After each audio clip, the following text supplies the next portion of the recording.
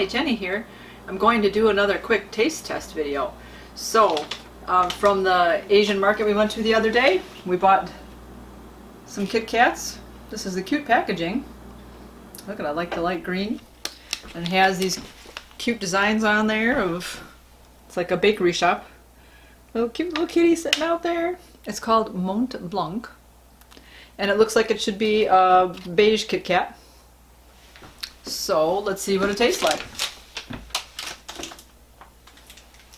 So again, it's a cute little twosie, a mini package.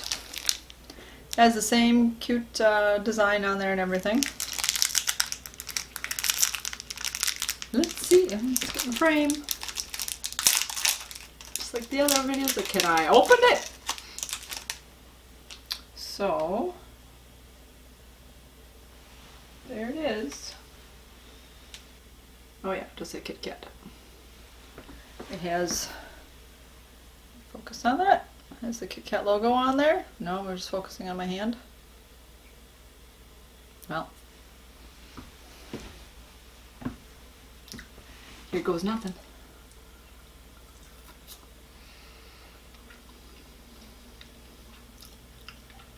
Smells good. It's all white inside.